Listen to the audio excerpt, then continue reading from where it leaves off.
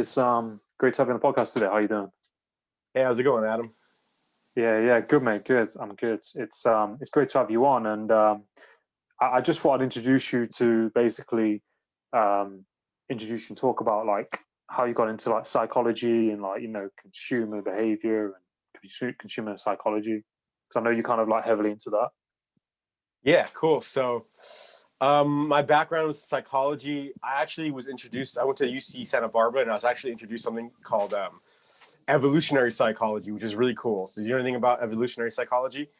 No. Have you heard of that? So, it's kind of like the idea is like a lot of our like things that we do, our normal things that we do, were actually like things that were advantageous at one time when we were evolving on the through the hundreds of thousands of years of caveman and all that stuff. So all of our like natural instincts really kind of apply to those kinds of situations and worlds, but we still have those inside of ourselves, you know what I mean? So it's like, so that's evolutionary psychology. And then from there I got into a graduate program doing IO psychology and industrial organizational psychology, and then consumer psychology is a subset of IO. So that's how I got into consumer psychology specifically. But it's great. I love it. It's interesting stuff. Yeah. No, I think the whole world of psychology is so fascinating, and I think like you said earlier, like scientists and people, they're just kind of still discovering new things about the brain, and I think Yeah. they know more about what's on the underwater than they do about the human Right. minds, and there's still you see news articles every so often saying like, oh, they've discovered XYZ happens in the mind. You're like, oh right, oh, cool. It's It's so complex, it's like they still, there's no like the what is the mind? It's still undefined. Like what, where does it exist? Does it exist? Is a place in the brain? Can you turn it on? I mean, there's so many unanswered questions in psychology that are scratching the surface, but it's fascinating stuff. But specifically the way we've applied it to consumerism, consumer behavior, it's like it kind of all still applies. It still ties in. It's the same thing. It's like, why do we buy the things we buy? Why does a person spend like $100 or $200 on a pair of like shoes when they can spend like 20 on a pair of shoes that are going to be functionally exactly the same, right? Like, because there's a lot in those $200 pairs of shoes that represent something about you, or they say something about you or your status or whatever it might be. So it's like goes way beyond like the functionality of the product itself. So like when you buy clothes, jeans, Levi's or whatever, it's like it's fascinating. Yeah, no, I totally agree with you, and I can I can definitely relate to this because I like branded clothes, and don't know since when. Yeah, I think since being a teenager, I've always liked branded Right. clothing. I remember going to JD Sports and buying Nike. I had to get Nike Air Max Right. hoodies and this kind of thing. And I Yeah. think a lot of it's it can be around the people you're around, and you see other people you're around. You go, oh, I want to Right. fit in. I want to be like them. I want to belong. Then you start buying things that they're Right. buying, and then I think there's so much to it, and it's personal to each person. I know some people who don't care about what branded clothes they get, Right. but it's so interesting when you kind of tap into it. Well, even people that claim that they don't care, it's like, they wouldn't be caught dead in a certain brand, maybe, you know what I mean? Like, oh, I don't really care about fashion. Okay, well, put this on. Like, no way. You know what I mean? So it's like, even a non-style is a style, right? Like, even if you wear all black and like no labels, you're still representing something, right? Like outwardly, you know what I mean? So it's like, it has a lot to do with, like you said, like kind of the representation of who you are, your flag to the outside world, like what crowd you fit into or something like Mm, that. So it's like a lot to do with why we buy, consumerism, but then of yeah. course they've taken it a lot further. Like, like when you watch a commercial, it's like, why do they put certain Mm, the stuff they put in the commercial? Why is that there? It's no accident, right? Like Coca-Cola, for instance, or whatever. Like they spend millions of dollars figuring out what to put in that commercial before they even begin to think about a commercial. Because we want to go after this demographic, we want to have this message. We're going after this. Our brand says this about us, and all these things are considered. And it's not an accident, right? They could do all the research and then they put it together. And it's like, so they put that all into a commercial. So when you watch commercials, they're very laden with psychology. Like any commercial you mm, watch, I mean, it's going to be a ton of psychology in those, you know what I mean? Like again, the demographics, who your audience is, what your message is, stuff like that. So I love watching commercials just for those kinds of things, you know? Yeah. No, I think that's a really good point. I think that's something that people, probably don't always think about. And I think that is definitely so important, like you said. And it reminds me of that scene from The Wolf of Wall Street where he's on about like Steve Madden's shoes, and he was like, there was all the trend, and I like you. I think you call it TJ Maxx or TZ Maxx in America. We have we have TJ. Yeah, TJ. We have TK. It's the same company, and interesting. And like when you go in there, it's just Steve Madden bags everywhere, and these Jimmy Choo and what's the other guy? He died. Carl Lagerson, is it? I don't know that. Karl Lagerfeld, I think. But anyway, famous designer. branding's massive, isn't it? And I'm trying to think of other examples, like Ray-Bans, sunglasses. Right. Yeah, they're and it's like just the logo itself. You know what I mean? It's like you put that logo on something and people automatically associate, Ray-Ban. You know what I mean? It's like it's more than just the physical product. It's just that little tiny logo. You know what I mean? It's like it means the world to people. So, but yeah, you brought up Wolf of Wall Street. That's great. That scene where he has the commercial with the Steve Madden and is it Steve Madden, right? Is that right? It's Steve Madden. Yeah. And I love that scene. That's great. It's a great movie. Yeah, because that clip, he was like, these ladies with like these big heads, and it's all kind of cartoonified. But I think as well, like it just takes one celebrity to wear a piece of clothing, right? And that clothing might not be very expensive, but because that person is wearing that clothing, it just kind of breaks the internet or blows up. There was one recently in the United Kingdom. We have Barber jackets. Oh, bomber jackets, yeah. Barber, Barbo, and it's got like it's, I don't know what it's called, but it's basically being approved by the like royalty. It's got that crest. Okay. And you get a lot of country people who wear them, and a lot of like David Beckham wears them and things like this, and they're very expensive. And it's like, if you have a pair of Barber Wellington boots or a pair of Barber jacket, a lot of wealthy people wear them. So I think it's kind of certain items of clothing can be like associated with wealth, can't they? If you've got that particular brand. Yeah, definitely. And and then, like I said, the advertisers are well aware of this, right? So they take full advantage of this knowledge, and they, the commercials that you watch. If you've ever, an interesting thing is if you ever listen to commercials from like from the 40s or 50s, if you ever go back and listen to those old commercials, the psychology is way different because they weren't hip to what was, you know what I mean? So like one of the specific things is they'll describe the product and the actual attributes of the product, like a cigarette. I hear these cigarette ones for some reason over and over. They talk about the quality, the taste, the filter, the long lasting, whatever. And that was the old style. Like there's definite change in the style. So now it's like, the idea is like you're showing the socio-cultural impact of whatever smoking or whatever it might be. It's like, you know what I mean? Drinking or whatever it is. There's so many fascinating things. Like there's an interesting study. It wasn't actually even a study. It was some guy who owned a film a cinema house. So, film where they showed films back in the 50s or 60s. Yeah.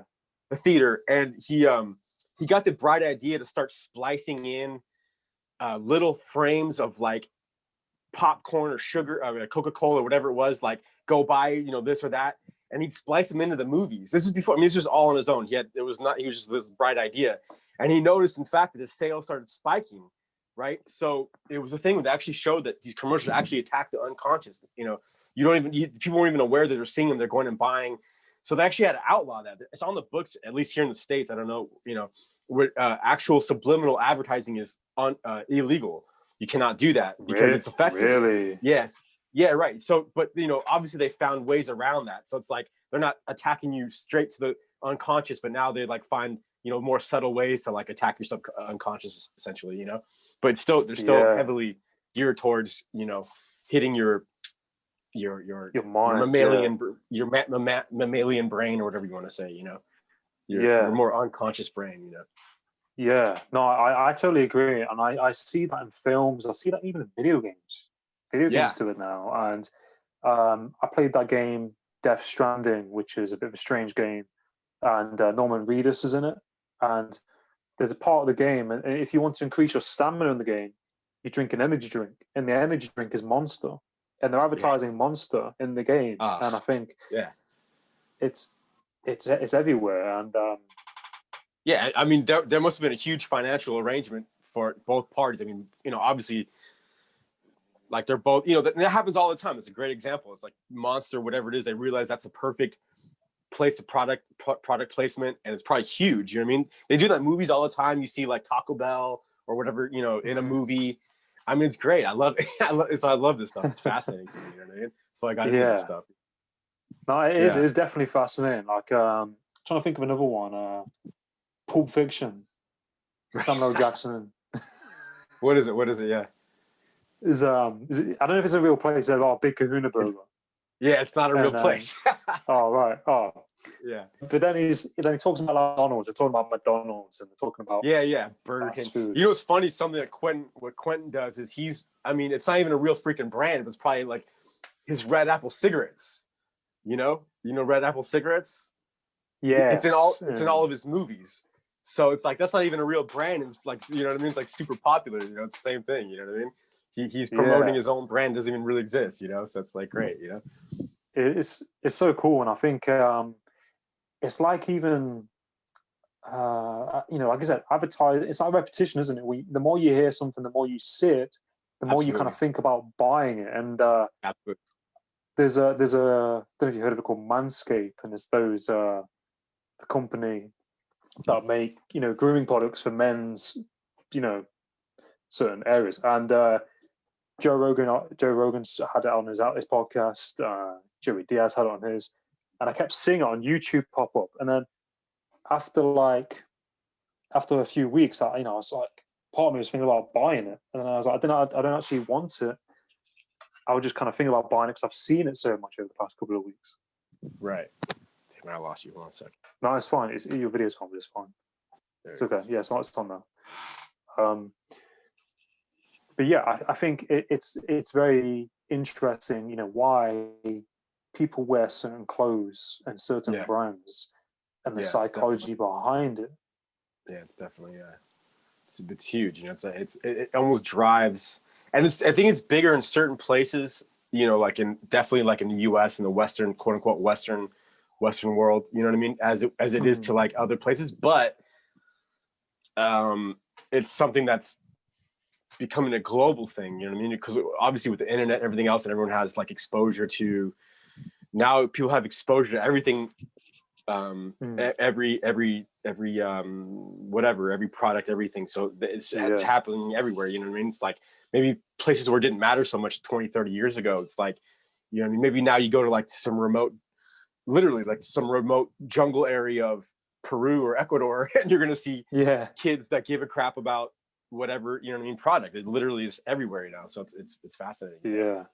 I was thinking as well, when we're talking about this, the brand Supreme, and how that brand is blown up out of, you know, the stratosphere, and the products, that the price of some of their products are like insane. And what is that? I'm not familiar with Supreme. What is that? So Supreme is it started off as a clothing brand, I think, during the 80s or the 90s. I might be wrong. And it's just a red banner. My brother's got a sticker somewhere. It's in the drawer. No, it's not in the drawer. It's just a red banner with the white writing. It says Supreme, and it's just bold.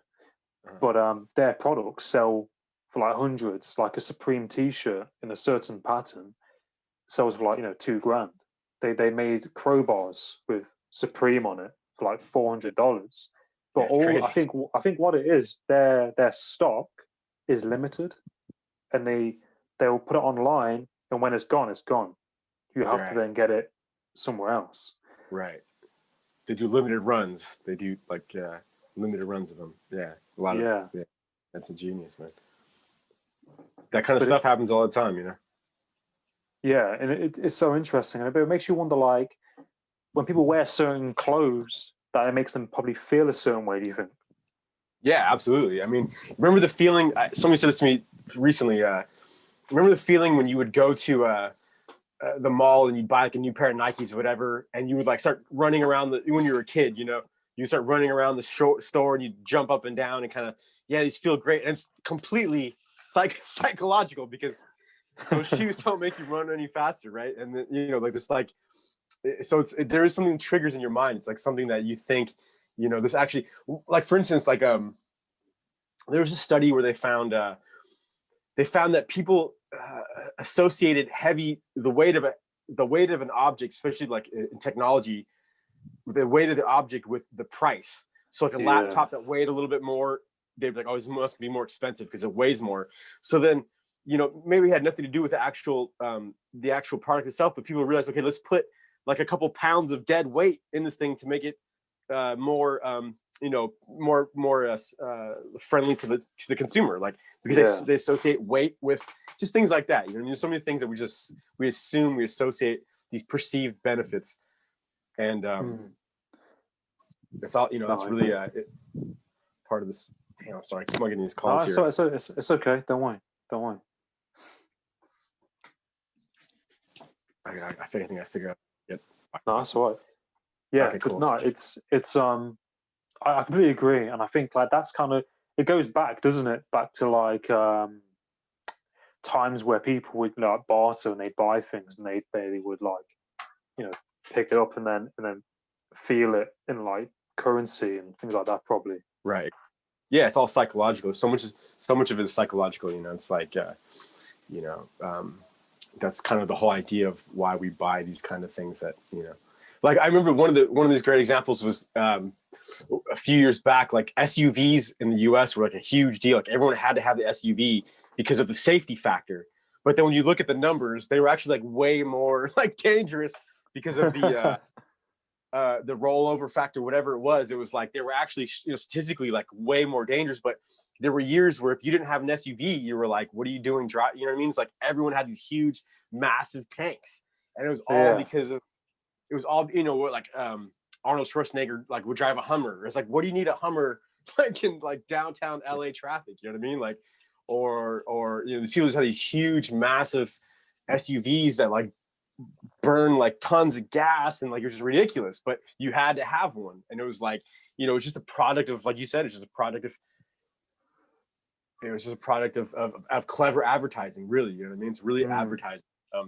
It's really fascinating, you know, what they can do with that. And you know, and it extends beyond consumer, you know, it kind of extends beyond consumerism, because advertising and branding really like I don't want to get political at all, but one of the things like they say one of the reasons Trump was like so effective was that slogan. Like a slogan alone, if somebody can grab onto a slogan, they can like remember it more and like just makes them more like likely to use your whatever it might be, product or whatever, brand or whatever. So Make America Great or whatever, it was like just a slogan that people were able to buy into. And you know, those are always kind of like, you know, tapping into the unconscious, the subconscious, you know what I mean? Yeah, there's definitely like programming behind it, isn't there, in some way? Like it just kind of clicks, because you know, it's very, very short and simple and you remember it, and it's like, you know, you can even put, I've seen loads of hashtags, you know, the MAGA, and it's like, oh, you see that, you just know. Yeah, even beyond the words, became it became a what is that, a hashtag? Yeah, but what's the word? Letters, an acronym, you know? An acronym, like, you know, just MAGA, like just MAGA. It was just, that alone was like, you know what I mean? So catchy. It's like, you know what I mean? So it's really, you know, slogans and what are those songs, you know? yes. You know, what are they called? When people have little melodies for their product, you know? Like instrumentals, like the instrument, yeah, you know, the like chords. You know, right, whatever that little notes where it reminds you of the product, and you know, so it's great. You know, it's so fascinating. When you break it down, you think about it and how it grabs your attention. I'm trying to think of different examples. Yeah, PlayStation, right. the original PlayStation noise. Right. when you Yeah. turn on the PlayStation, that noise. Yeah. And Oh, absolutely. Absolutely. Or, you know, a really good one is in Vegas, Las Vegas casinos, you know, like when you win that beat-ding, those are like specific notes that are not, you know, it's not by accident. Those are, if you know, between major minor chords, there's like major chords and like happy notes, you know what I mean? Like, so they're using major chords to like imply like feelings of, you know, happiness or excitement. Or if you play like a minor chord in a movie, like dun, dun, dun, it's like very like, so the sounds and stuff, you know what I mean? Just it all ties in, you know, it's like, you know, they really master. You instantly feel bad when you hear that. Dun, dun, dun. Yeah, and it's like, why? Where did that come from? 3 notes. You know what I mean? Why does that make you feel, you know, a certain way? It's like 3 notes. It's not anything, you know, associated with, you know, anything other than, you know, out of context. What is it? You know what I mean? It's just a couple of notes. Or you kind of mentioned films. If you're Stanley Kubrick, he used a lot of. If you know, Stanley Kubrick does use it. Yeah. He used a lot of.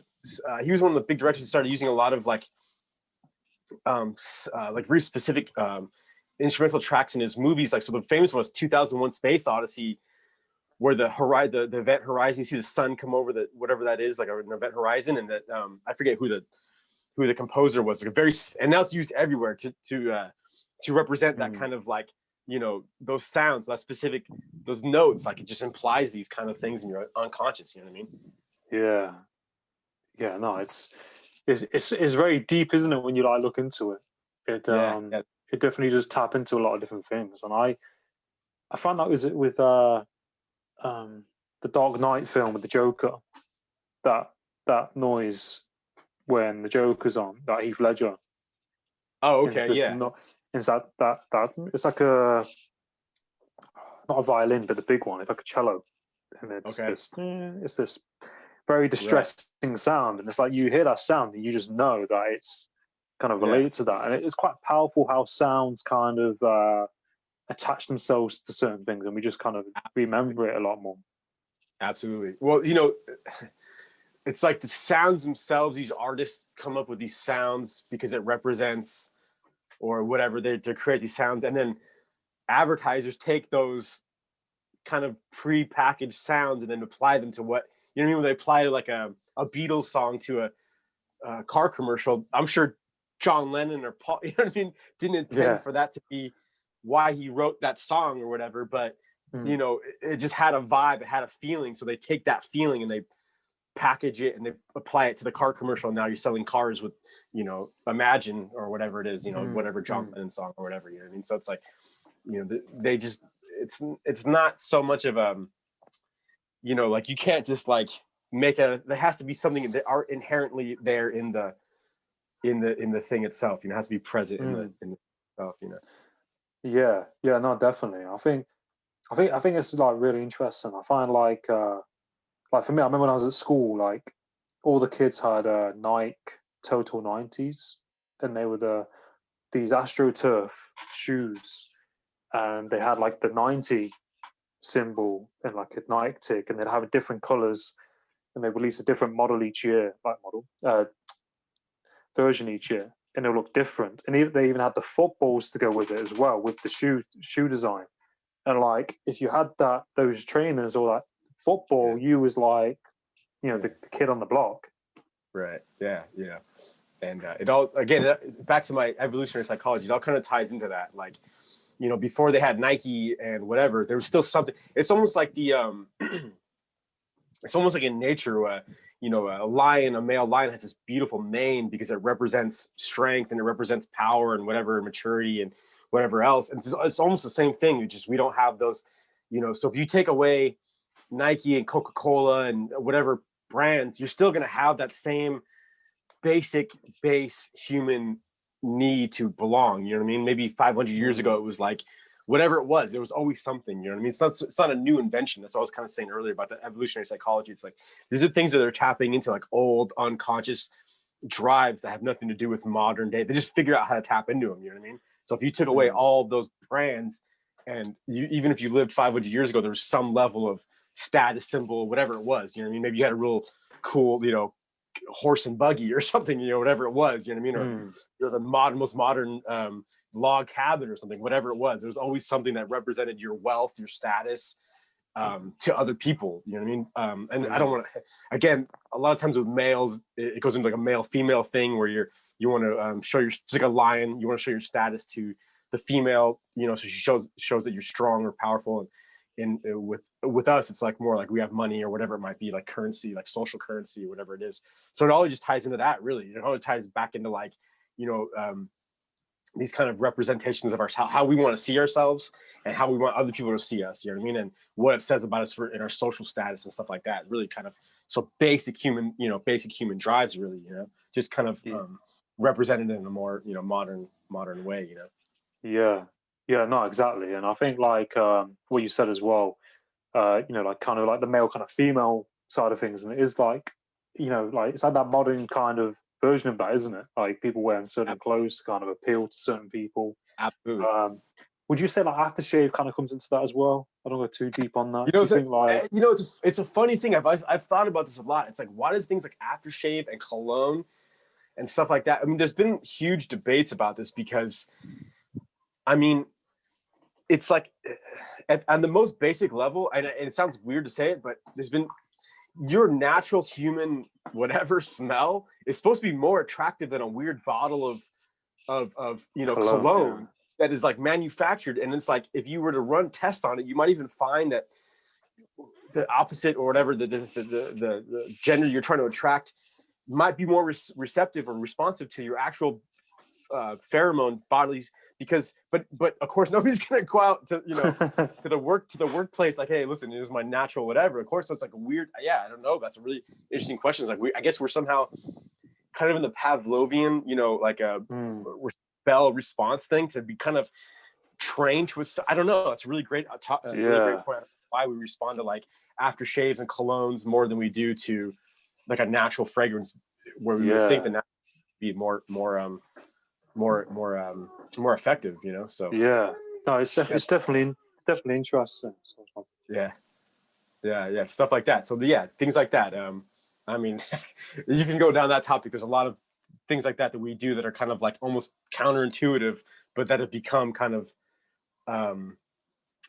ingrained in our, like, you know, how we like you said, the cologne or other things like that, you know, that don't necessarily seem like they should be that way, but they end up being part of our accepted kind of you know, milieu or whatever, you know.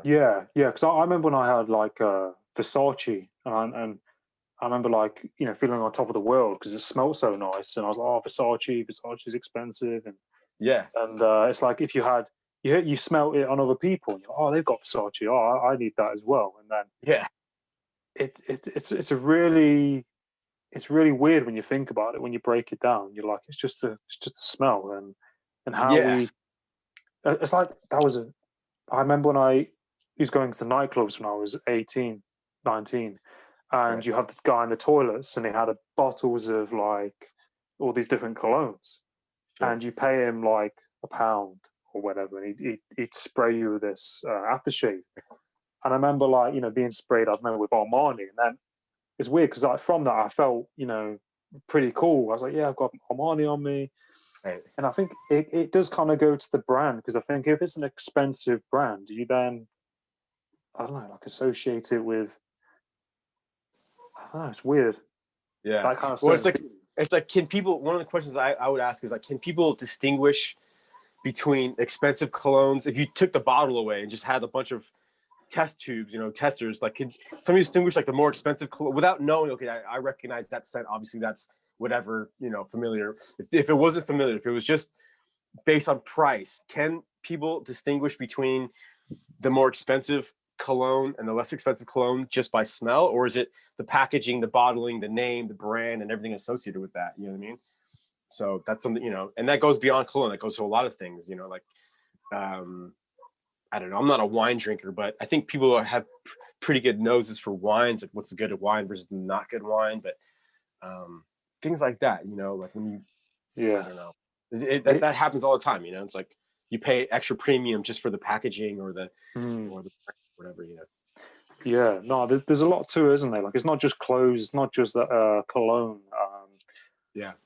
sport brands. I think I often think about makeup. Like, what is the psychological impact of like women wearing, like, where did that derive from? Like, what was the origin of that? When did it become the thing to wear whatever coloring to make yourself more attractive? Because again, I don't know. I've thought about that's maybe why, I've spent a lot of time just pondering things like that. Like, where did it come from? yeah, because it's like, I mean, I remember going, to what was it? To a shop with my ex-girlfriend, and it was like this expensive like lipstick shop, and she was choosing this lipstick. Oh, was it Mac? And it was like 30 pounds for like just a lipstick. And I was just like, Yeah, I that's a different like. and you get it's like one of those things where it just doesn't make sense. It's like, but we're all kind of subject to it. It's as hard as you want to fight it. We all kind of are subject to these same kinds of things, one way or another. Like I said, I mean, even if you're like a little, like what's the kind of subculture, like even if you're like a little punk rock kid, you know what I mean? Like, or like a little gothic or punk rock or whatever. Your fashion, although it may not be like, whatever the name brands, other Nike or whatever, that very same fashion is still a fashion, and you're still very much tied to like the rules of wear this, don't wear that. You know what I mean? I kind of was a fan of rock and roll, and hanging out in kind of these rock and roll places, and it's like you had to wear black. Like, if you showed up in like an orange shirt, it'd be like, what the hell? You know what I mean? Like, so there's rules. There's rules to everything. You know what I mean? And it's kind of, I guess, ties back to this whole concept of why we do these things we do. But no, I agree, and I think it's so interesting. And I do you find that with like suits, there's something to like, when somebody wears a small waistcoat or a small suit, it kind of grabs your attention. There's something about it. There's something about it when somebody wears a nice suit, or it just kind of cuts through. It kind of cuts through everything that's going on. Yeah. Look at the Italian mobsters. Like the kind of the mafia guys. I mean, they were dressed to a T, and they had expensive freaking suits on because of what it represented. You know what I mean? Like, it's like a part of a culture where you're expressing something. And I've always been a fan of that. I mean, I've always enjoyed a good tie or suit because it's not my norm, but it's kind of like a little special occasion, dressing up and looking kind of sharp. You know what I mean? So it's like, everything has its appropriate time and place, and it's like suits, stuff like that, shoes, like the nice shoes. I mean, as much as I kind of try not to pay attention to like high fashion, I still wear certain things because of, like, I like Doc Martens. I think those are like an English brand, aren't they? Like Doc Martens, they're huge out here too, but it's what they represent. I think they look cool, but it's like Doc Martens. I just love wearing them. You know what I mean? It's like kind of this weird brand thing. It's like, Doc Martens.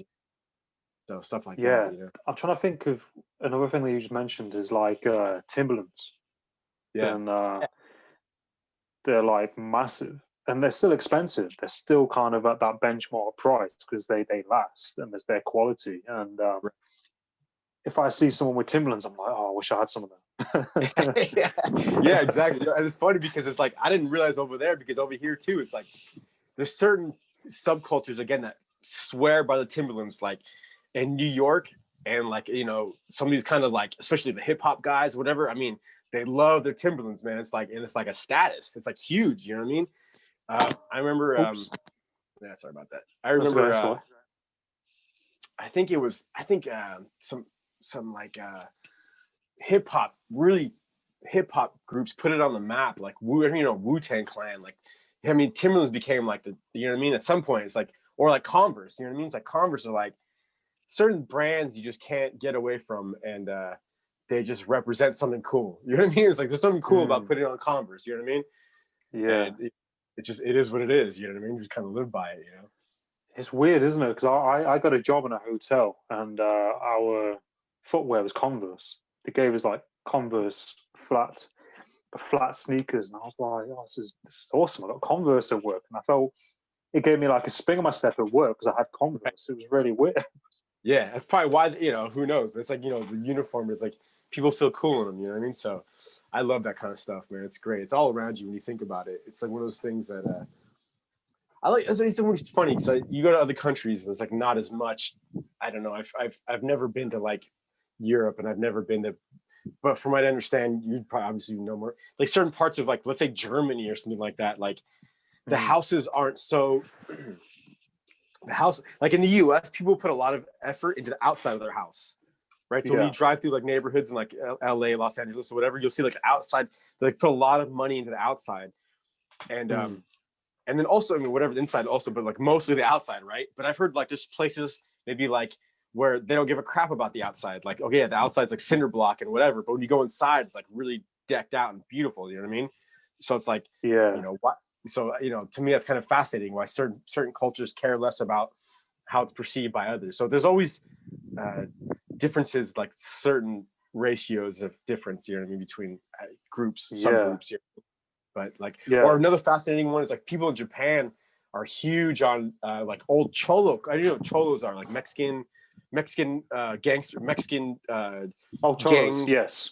Mexican gang cultures. And you go to Japan, these people are starting to dress.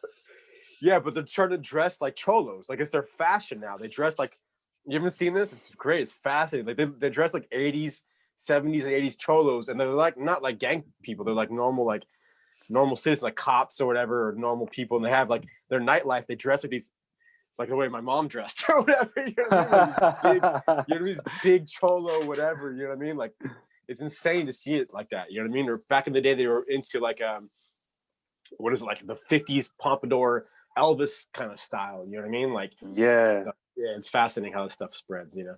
It is pretty cool. It's pretty awesome. I like it how like I like it when you see, this is a good example, Peaky Blinders. The series What is Peaky it? Blinders, a TV series called Peaky Blinders. No, I don't know if we have it's big, and it's British TV series with Cillian Murphy, and it's about the razor gangs in the 1930s. Okay. And they're iconic. They wear old flat caps, and they wear these long trench coats and waistcoat. And from that, like a lot of people are being, you know, buying flat caps. And when you see flat caps now, you think, oh, it's Peaky Blinders. It's from that TV series. And it's interesting how we get, you know, hooked into liking certain brands because of television series and things like that. Yeah, absolutely. You know, it's great. It's like product placement. They do it all the time, and they work it out. They do it really well. Good job of it. You know what I mean? They figure out, you know, who their audience is and who they're reaching, and then, you know, we put this product in there, and they, you know, they get it going. You know what I mean? It's great. There's all kinds of, I mean, the whole industry, the Hollywood movie industry. I mean, it's like all based on that. You know what I mean? It's like, you know, just like making things look cooler than freaking, you know what I mean? Put something in a movie with Quentin Tarantino or whatever. Like, you know, it looks so cool, man. Like Brad Pitt had one of those. I need one. You know what I mean? Or Leonardo DiCaprio wore that. I have to have one. You know what I mean? It's kind of the way it goes. And it's like, and then social media, and now it's really kind of like, you know, what's the Kardashian girl, the Jenner, the youngest one? She's like a billionaire. Caitlyn, no, wait, which one? Which one? It's similar. She, you know, the Kylie Jenner, I think it is. She's a billionaire from her makeup line. I mean, I don't know exactly what she's into, but I think it's mostly through her. But she did it because of her social media influence or social media currency. She was able to, like, just by putting, she had, you know, millions and millions of followers. You put up one product placement, it goes crazy. Obviously, she's a smart girl, and she turned that into an empire. And she's the richest one out of all of them. Is like the youngest daughter, I think, just from her utilizing social, exactly, and just utilizing social media and utilizing her popularity. I'm just like, it is interesting, and it's powerful how, like, you know, you can use social media to kind of leverage that. I'm trying to think of things that I've seen on there. I quite like, you know, Champion, the sports brand. And hoodies. I've got like a vintage hoodie, which is, I think it's from America. And it, you know, the feel of it feels like is from like the 80s. Like, you know, they don't make that kind of heavy. That it's heavy as well, and that's one Huh. thing about it. Yeah. And yeah, no, it is interesting. It's Yeah, I and got this ultimate campaign for like sunglasses. I wasn't even in the market for sunglasses, but I got this like great campaign. There's Madsen, some glasses that are not like, they're kind of like a skate, surf, whatever kind of brand. But I just got Instagram. I just hit my Instagram. Like after a while, I'm like, damn, those are cool. You know what I mean? And they got me. yeah, I went out and bought a pair. You know, and I love them. So it's like, you know, it's all these kinds of like great strategies for advertising. And now you can advertise now. Like I think back in the day, you'd either have like a commercial or like a billboard or something like where like now you could just, there's all kinds of avenues for advertising and people are taking advantage of it. And it's great, you know? yeah. I just came to mind K Swiss. Right. Yeah. Like they and Gary V like teamed up with them, and they get K Swiss shoes with Gary V's like signature on the shoe, and like I remember having like the tongue twister where you could turn the tongue around, you could twist it, and then they had these weird color things on the side where you could pull the different things down on the side of the shoe. Yeah.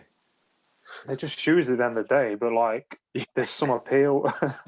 Yeah. No, it's great. You know, it's what, you know, it's what we do. It's why we do what we, you know, and it's never going to change. Yeah. No, exactly.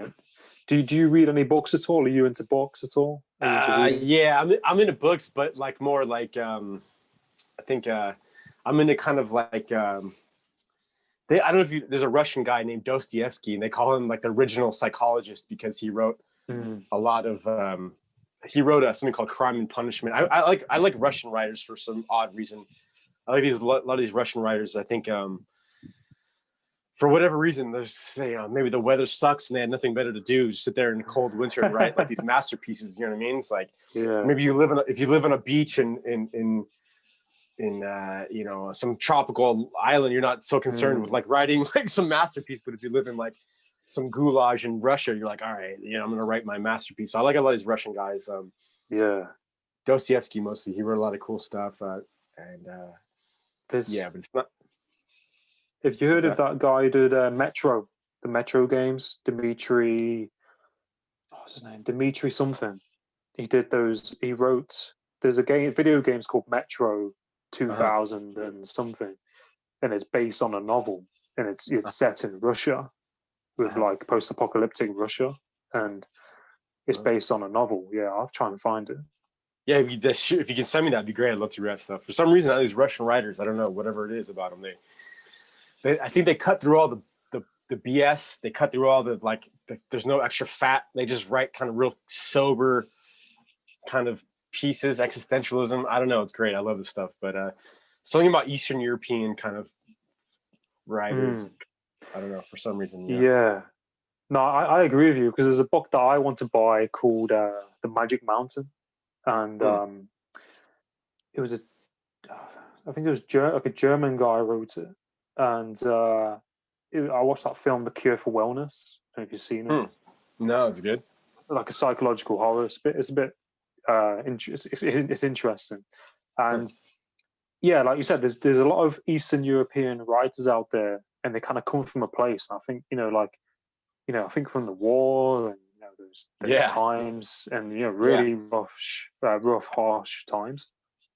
Right. But no, reading's important. I find if you can really get into a good book. Yeah. Right now I'm reading again, Russian writer. I'm reading what is it called? Oh my God, I can't remember what it's called. It's called what is it called? I can't remember right now. No, you just let us know, and I'll put it in the bio. Yeah. I can't remember. What is it called? Doctor something. Dr. Zhivago. Dr. Zhivago. It's a Russian. It's a classic. It's a Russian writer. It's really good.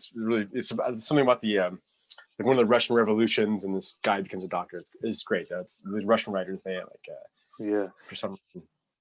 I'll have to check it out. I'll definitely have to check out some Russian authors, like you said, and get into it. And as well, like do you have any like role models, you know, professionally or personally, or anyone like mentors you kind of like look up to? Or You know, I have mentors. There's different people in different walks of life that mentor is kind of a buzzword that I don't really, you know, I actually have some mentors that are more like actual mentors, but they're not like famous people or anything like that. Like when I was going through like my master's program, a neighbor of mine who's a real good guy, and he's an older gentleman, and he had a PhD in psychology. And so he was kind of a mentor of mine, like in the strictest sense. Like he would actually like help me through my homework, you know what I mean? Or like, you know, whatever it was, like, 'cause it was a lot of like, science, the psychology, you know, so I would actually like have questions of like, how do I, you know, what's the actual procedure, whatever it is. So he would actually mentor me in the strictest sense. So I guess I have had mentors, but nobody like, no names that are recognizable, but there are some people in the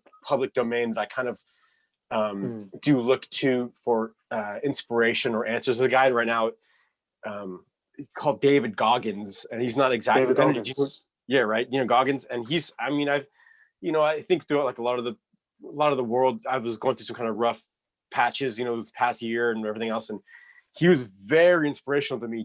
I was like, just concepts, I guess I had never even thought of. Like his big thing is strengthening your mind, which seems kind of cliche, but the way he goes about it is like fascinating. He's like, it's kind of like this, like, okay, you have to really like just do things that suck, you know what I mean, on a regular basis, like to kind of strengthen your mind. I'm like, holy shit, it's a kind of a novel concept to me. Like, and he really kind of opened me up to that. There's another guy, well, there's a couple guys like that. There's some inspirational characters that I really kind of, we kind of talked about Joe Rogan earlier. I like him, not so much as a mentor or something like that, but just kind of a person I think is interesting. But I think Goggins I've really looked at a lot lately for just that kind of like straight, like get up, get out of bed, kick in the ass, you know what I mean? Like just get out of bed, go do it, go run, and you know, whatever it is. And no mincing words, you know what I mean? No, like kind of like, oh, like it's just like, no, dude, like get your ass up and go do it. You know what I mean? So that really has been helpful to me. So yeah. Yeah, no, I've seen a few of his clips on Joe Rogan, and Yeah. I think he's got a book actually called Relentless. I think he might have a I don't know book what called Relentless. I don't know what it's called, but you know, Rogan talks about it a lot, and I would like to read it. I mean, I kind of get that concept of what it's about, but I wouldn't mind reading it. But yeah, he's got a book out. It's supposed to be really great. Rogan talked all about it. Because he went through US Navy SEAL training like 3 times or something like that. Right. He went right. He's something crazy. Crazy. Yeah. He has a crazy story. Yeah. He dropped like a couple 100 pounds and just crazy. I mean, like, it's not even like, I mean, I don't want to give it's his story. I'm like, you know what I mean? But he just has a story that's like really inspirational, really, and he's not one of those guys that started on top. You know, he kind of started like, you know, whatever, his dad was abusive and whatever it is, you know, whatever hardships he went through, he just really, it wasn't like some guy that just, oh, I'm doing great and it's great. It's more like, no, I've had my ups and downs, and you know, I've been back and forth, and so he's been helpful. But hey, you know what, Adam, I got to wrap it up. Yeah, it's been great. of course. Yeah, no, it's been awesome. Cool. But where can we find you on social media? Like, yeah, so my business, I'm a marketing consultant. You can find me at www.mymarketingauditors.com. And social media, same thing, My Marketing Auditors. We do like marketing audits and marketing consulting, and we're really great. Yeah. So go check it out. Awesome, man. But right. But no, it's been great to connect with you, Jesse, and I really appreciate coming on the podcast. Yeah, Adam. And stay in touch. I appreciate it, buddy. Talk to you soon. Yeah, take it easy, Jess. All right, later, buddy. See ya.